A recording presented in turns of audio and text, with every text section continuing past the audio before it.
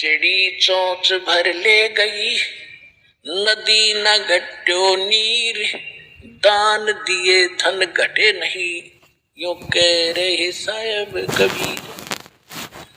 परमात्मा अपना साइन कर रहे हैं इस वाणी को बोल करके, कह रहे साहब कबीर कि दान करने से धन नहीं घटेगा, ये नियम है परमेश्वर का। और दान सुपात्र को करे। गुरु बिन माला फेरते, गुरु बिन देते दान, गुरु बिन दोनों निष्फल है, चाहे पूछो वेद पुराण। देते को हर देत है, जहां तहां से आण, अण देवा मांगत फिरो, फिर साहिब सुने ना कान। अब परमात्मा ने एक भूमिका करके दिखाई हमारे को कि साईं इतना दीजियो जिसमें कुटुंब समावे।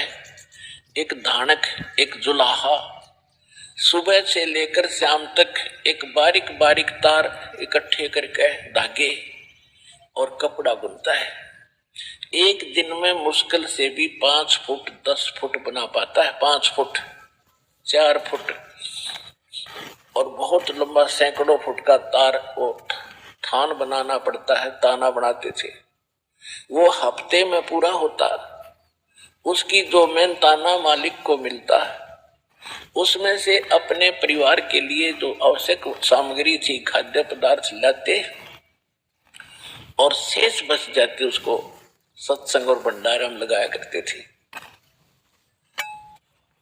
इस प्रकार परमात्मा हमें उदाहरण देते हैं कि इस लोक में अब भगवान की भक्ति अवश्य करो पूर्ण संत से प्राप्त करके, फिर परमात्मा एक्शन में आवेगा। और वैसे आप ये फार्मूले अपनाओगे तो सफल नहीं हो पाओगे, क्योंकि फिर आपके साथ काल रहेगा, ये मन है, और केवल वर्क डन मिलेगा आपको। यहाँ वर्क से भी अलग मिलेगा आपको, किस्मत से भी नारा देगा परमात्मा, क्योंकि हम परमात्मा से कुछ और मांग ही नहीं रहे, इतना ही मांगते कि हमारी भक्ति बनी रहे, कोई आवश्यक वस्तु का अभाव ना हो, बस इतना सा।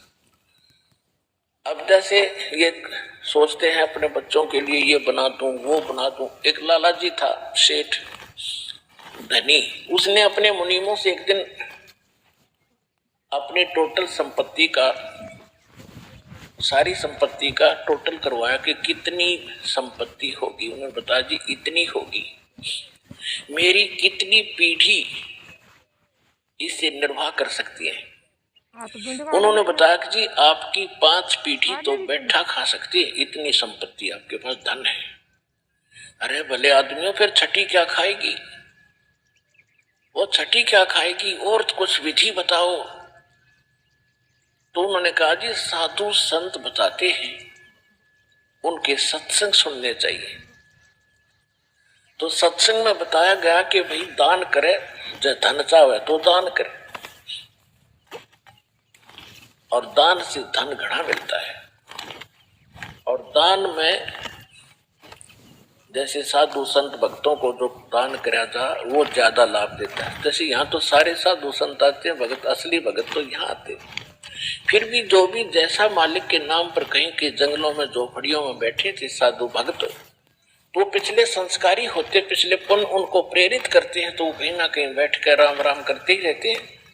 लेकिन भविष्य का चार्जर उनके पास है नहीं, पिछले पुण्यों उनके पास है, जिस कारण से प्रेरित होकर के इतना बड़ा फैसला लिया, जंगल में बैठे या कहीं भी कोई साधना कर रहे हैं। तो उनके पिछले पुण्य ही वहां फल रहे होते हैं। एक आधे को आशीर्वाद देते, उन्हें लाभ हो जाए, उसको रोटी मिल जाए, ऐसा चल रहा था इनका काम। तो एक साधु था और पति पत्नी थे, दोनों वहां रहते थे। उनको मालूम था यहाँ भगत हैं। तो उस लाला जी ने क्या किया, सेठ ने सभी मुंशियों को कहा कि नौकरों को साथ लो और आसपास जितने भी साधु संत है सबको आटा दे आओ, किसी को जो मांगे खांड दावल चाल सब ले जाओ और दे के आओ। अब देते हुए आ रहे थे, उस भगत के यहाँ आए। उन्होंने कहा कि ले भगत जी, हमारे लाला जी ने आपके लिए एक सीधा भेजा है, यानी आटा चावल खांड नमक आदि दाल आप ले लो। उसने अपनी पत्नी से कहा कि देखना कितना सामान अपने पास है। उसने कहा जी शाम का है, दिन में गए थे, शाम का हमारे पास है। शाम का है कहा जी? उन्होंने कह दिया भी हम नहीं लेते, हमारे पास शाम का सामान है। तो वो कहने लगे रे भगत फिर कल भी खा लियो। बोला कल की कल देखी जाएगी, अब नहीं ले हम। बोले कमाल की बात है। उन्होंने नहीं लिया तो वापस लेकर आ गए। वो सेठ ने पूछा तुम देखे क्यों नहीं आए? वो एक और वहां भी था, उसने गिन रखे थे, सारे गिनवा रखे थे। उसने कहा जी उन्होंने ये नहीं लिया। क्यों नहीं लिया? उसने ये कहा कि शाम का तो है, सुबह का भगवान और देगा, आप देगा, हम टेंशन नहीं लिया करते। अब उस लाला जी का सिकरो घूमया फिर दिमाग का, अरे तेरा गजब हुई हो, मैं तो छठी पीढ़ी का ठेका ले रहा हूं, सुबह की भी परमात्मा पर छोड़ दी। वहां से चलकर वहां आया, उसने पूछा कि भाई आप ऐसा निर्णय क्यों ले रहे हो, भूखे मरोगे? भूखे, वो कहने लगे भूखे मरा करें, वो तो भगवान पर विश्वास नहीं करते और हमें भगवान आगे से आगे देता। उसने क्योंकि ज्ञान सुन रखा था, लाला जी को बैठा लिया। कहते मां के पेट में जब आप थे किसने चिंता थी तेरी? यह तो बात सही है। जब आप मां के गर्भ से बाहर आए, आपका दांत नहीं थे, आप रोटी चावल आटा नहीं खा सकते थे, और उससे पहले आपकी मां के स्तन में दूध भी नहीं था, हक नहीं था। बाहर आते ही बालक कितना चिंतित है, आपको अमृत दूध पिलाया। अरे तू ठेकेदार हो रहा छठी पीढ़ी का, तेरी बुद्धि भ्रष्ट होगी लाला जी। और गधे की योनि में जागा तू। तेने बोला जी के करूं, मैं तो मेरे क्या के करूं, कोड इकट्ठा कर लिया तने, पाप का भागी तू होगा, खाएंगी तेरी पीढ़ी। वो अपनी किस्मत साथ लेकर आएंगी, तेरे भरोसे नहीं है।